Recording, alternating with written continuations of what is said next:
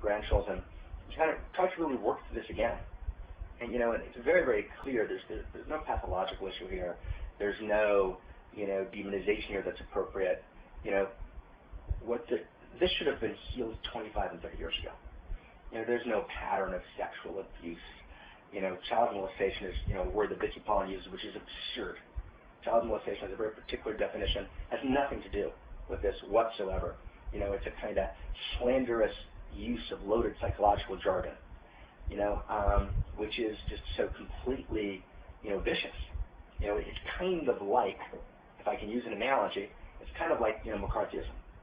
And this is a term that, the colleague you mentioned also uses, sexual McCarthyism.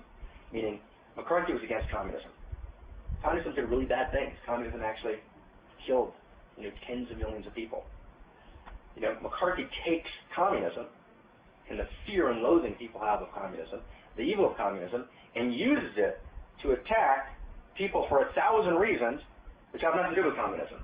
That's McCarthyism.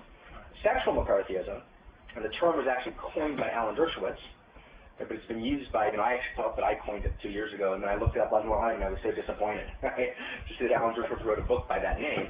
But sexual McCarthyism means you take the loathing that we have, the correct loathing, of sexual abuse, but then you use it, right? You actually abuse sexual abuse, right? You use it for a series of other far more complex and dark agendas which you actually can't own, and you cloak yourself, right, in a respectable kind of battle. And that's precisely what McCarthy did, and that's what Alan Dershowitz calls sexual McCarthyism. So to take a sexual mistake, which is, of anyone's, whether it's yours or mine or the rabbis or the editors, right, and to then transform it, into kind of this larger-than-life archetypal original sin, motivated and driven by a kind of sexual hysteria, right, is deeply problematic from an ethical perspective. Right? And I feel, again, borrowing Dennis Prager's phrase and Warren Farrell's phrase, my personal experience is I feel like I've been name raped. Right? When I say name raped, I want to be really clear. I don't in any way minimize the experience of rape. God forbid. However, major feminists have pointed out, and I've spent 2 years reading the literature, that actually rape is not merely a physical event. Right? From Susan Brown Miller, there's every major, Robin Morgan, have really pointed out that rape is a broader event. It's an event which involves kind of the violation of a person's essence. So while kind of, violent rape obviously is a class by itself, Prager has pointed out, I think correctly, that, he said that when he would talk about name rape, people would call him and say, how can you say that? That's offensive to women. And he would say, on his show, well, what would you feel if this happened to your son? And even then people would check. Right? So to have, your sexuality distorted and demonized for 25 years, and then kind of put on the web in a distorted and demonized way. And until I took these polygraphs, I had no way of responding to it. I could sit in the career like, how can I respond? What can I do? And it wasn't until, I hired a fantastic group of lawyers, here in Salt Lake City. They said, well, polygraph it. And they said, we actually know the best person to polygraph in America who's cited in all the cases. He specializes in sexual issues. And we went and we were able to identify how to polygraph it. And we did, full, set of questions. And we were able to actually dismiss, for the first time, that actually these stories as told are not true, right? They're distortions of a very dramatic kind. Now, as you say correctly, Luke, you said in the car, everyone has a perspective. But not all perspectives are equal, right? In other words, you can't distort a past story. For example, you can't say, I'm Vicky Pollan, I didn't like my parents. I had a really hard childhood. So therefore, there was a satanic cult that murdered babies. No. That's actually not okay. There's actually not a Jewish satanic cult around America that murders babies. That's not true, right?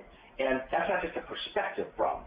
That's an empirical problem, right? If I can borrow your phrase, And so, I would be willing, at any time to sit with anyone, but certainly with these two, 25 and 30-year-old stories, right, in a facilitated context. Let's create closure. Let's create healing.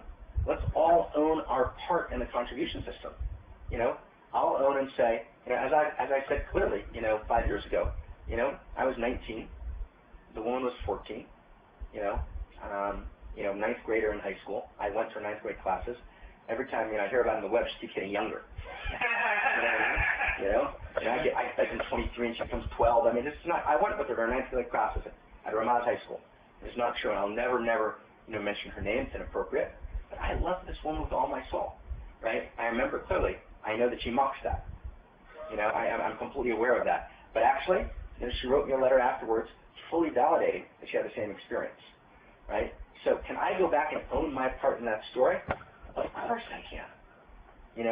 Did I not understand certain things then, right? And of course I didn't. But to move from there to that kind of demonization, right, actually will demonize every man and woman in America. Every man and woman in America, right, who has a healthy sexuality, right, has, a complex story someplace somewhere, right, which can be distorted and demonized. It's very easy to distort sexuality. Okay, enough theory. Right. Did you have any idea when the Gary Rosenblatt article came out and was published that this is just the beginning of your nightmare? Like, you probably thought, this is it. Like, my stories come out in the Jewish Week and, it's been done. But that was just the blood in the water for to start. That was just it. Did you realize that this is only the beginning of your nightmare? Did you realize at the time? I didn't. Although I'll just share with you a moment. I was in Boulder, Colorado, and there was a newspaper article in Haaretz, which is Israel's kind of leading paper and kind of the Sunday or the Friday Haaretz. Which is like the Sunday New York Times. Israel's New York Times. That's right. And so they had run a kind of large positive story on me in 2004. Yeah, I remember. Yeah. Right. And somehow, when that story came out and I saw it, I knew that it would just arouse such primal malice, in that group of people, that somehow it was going to get crazy. Just there's something in my body that knew it. I don't know if you know this idea. There's the kind of knowledge of the body, the knowledge of the heart. Absolutely. I knew it in my body. Yes. I could feel it, in my body. And just to kind of fast forward, at a particular time, I got divorced from my wife. Number 3? And it was my 3rd wife. I think you and I have been married each, an average of 1.5 times, Luke. Yes. Right? So we're good on that. Remember, I marry you when you get married. Yes. So we got that stuff. You got the flower, we got the rose. Yes. Just if I can, I'm sniffing a rose. if I can get people to see here, right? I'm sitting here sniffing a rose while Marc is crying. Not exactly, but he's got the sniffing of the rose part. In his soul. But we all cry in our soul, and it was a devastating story, and weakness, when we kind of get devastated, that's not a weakness, it's our own, deep experience. And to own our devastation, to integrate our devastation is part of being alive. But let me go on here. So